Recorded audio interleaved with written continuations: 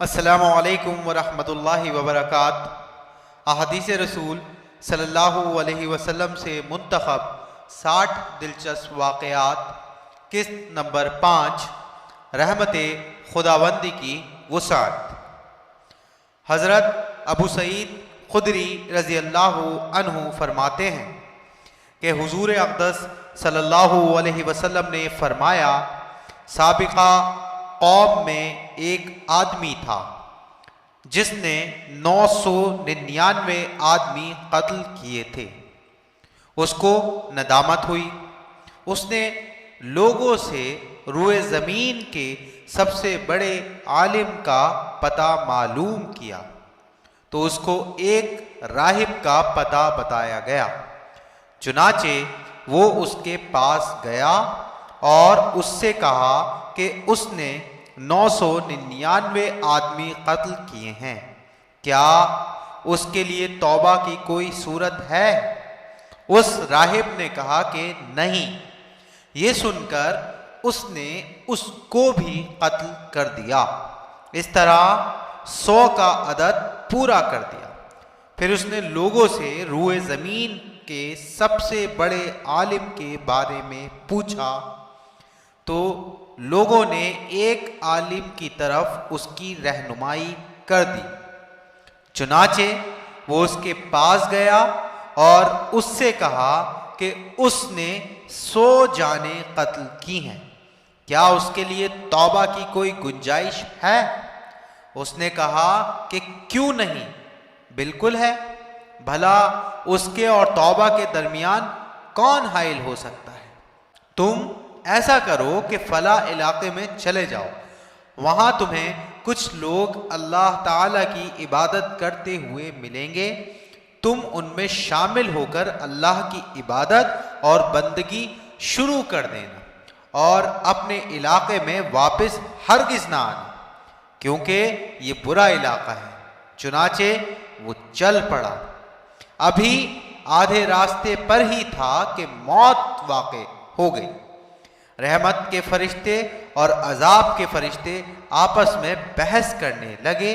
رحمت کے فرشتے کہنے لگے کہ یہ شخص توبہ طائب ہو کر اپنے قلب کو اللہ تعالی کی طرف متوجہ کر کے نکلا تھا، اس لیے اس کی روح ہم قبض کریں گے۔ عذاب والے فرشتے کہنے لگے کہ اس نے تو کبھی کوئی نیکی کی ہی نہیں، اس لیے ہم اس کی روح قبض کریں گے۔ پھر ایک فرشتہ انسانی صورت میں آیا اور اس نے ان کے درمیان محاکمہ کرتے ہوئے کہا کہ دونوں زمینوں کے درمیان کا فاصلہ پیمائش کر لو، جس طرف زیادہ قریب ہو اس کا حکم لگایا جائے۔ چنانچہ جب پیمائش کی گئی تو اس زمین کے زیادہ قریب پایا گیا جس طرف جانے کا وہ ارادہ رکھتا تھا۔ چنانچہ رحمت کے فرشتوں نے اس کی روح قبض کر لی۔ صحیح بخاری حدیث نمبر 3480، صحیح مسلم حدیث نمبر 2766۔ فوائد حدیث۔ پہلا فائدہ، جو شخص کسی بلا و مصیبت میں گرفتار ہو اسے چاہیے کہ اکابر علماء کے پاس جائے تاکہ وہ اس کی مشکلات کا کوئی حل نکال سکیں اور اس مصیبت سے نکلنے کی کوئی سبیل بتا سکیں۔ دوسرا فائدہ، جو شخص عمدن اور دانستہ طور پر کسی کو قتل کر دے اور توبہ کرے تو اس کی توبہ صحیح ہے۔ نمبر 3، عالم کی عابد پر فضیلت معلوم ہوئی۔ نمبر 4، معلوم ہوا کہ گناہوں سے تائب شخص کو چاہیے کہ ان جگہوں سے بھی دور رہے جہاں اس نے گناہ کا ارتکاب کیا تھا۔ نمبر 5، جو لوگ اس گناہ میں اس کے ممد اور معاون ثابت ہوئے ہوں ان سے بھی دور رہنا مستحب ہے۔ نمبر 6، ایسی جگہ کو تلاش کریں جہاں خیر و صلاح، نیکی عام ہو اور اس کو اپنا مسکن بنائیں تاکہ نیک کام آسانی سے کر سکیں اور گمراہی اور لغزشات سے اپنے آپ کو بچا سکیں۔ ساتویں بات معلوم ہوئی کہ جو شخص کسی بات سے ناواقف ہو، اس سے وہ بات پوچھی جائے تو اسے جواب میں کہنا چاہیے کہ اللہ عالم، کیونکہ اپنی لا علمی کا اظہار کرنا بھی نصف علم ہے۔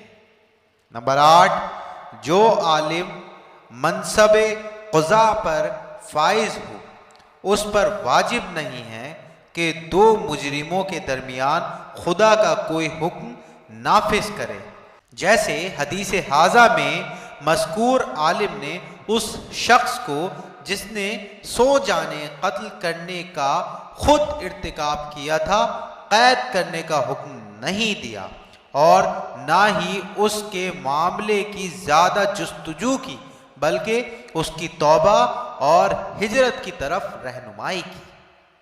نمبر 9، اس حدیث سے اولاد آدم کی فضیلت معلوم ہوئی کہ اللہ تعالی نے جس فرشتے کو ان فرشتوں کے درمیان فیصلہ کرنے کے لیے بھیجا تھا وہ انسانی صورت میں آیا تھا۔ نمبر 10، معلوم ہوا کہ فرشتے انسانی صورت میں متشکل ہونے پر قدرت رکھتے ہیں، جیسے اس فرشتے نے انسانی روپ اختیار کیا جس نے رحمت کے فرشتوں اور عذاب کے فرشتوں کے مابین فیصلہ کیا۔ نمبر 11، اللہ تعالی بعض اوقات بندے کی نیکی اور عزم پر جزا دیتے ہیں خواہ اس نے کوئی عمل نہ کیا ہو۔ نمبر 12، ارواح کو قبض کرنے کے سلسلے میں لوگوں کے درمیان تفاوت ہے۔ جو نیک ہوتا ہے اس کی روح کو رحمت کے فرشتے قبض کرتے ہیں، اور جو بد ہوتا ہے اس کی روح کو عذاب والے فرشتے قبض کرتے ہیں۔ نمبر 13، اس حدیث سے پتہ چلا کہ بسا اوقات فرشتوں کو بندوں کے بعض احوال معلوم نہیں ہو پاتے، جیسے حدیث حاضہ میں ملاحظہ ہوا۔ اگر ایسی بات نہ ہوتی تو اس آدمی کے بارے میں ان کا جھگڑا نہ ہوتا۔ آخری بات اور 14ویں بات، جن فرشتوں کے سپرد انسانوں کے امور ہیں، کبھی ان کے درمیان کسی مسئلے میں اجتہادی اختلاف بھی ہو جاتا ہے، جس کا وہ پھر بارگاہ خداوندی میں پیش ہو کر فیصلہ کروا دیتے ہیں۔ جزاکم اللہ تعالی خیرا فی الدارین۔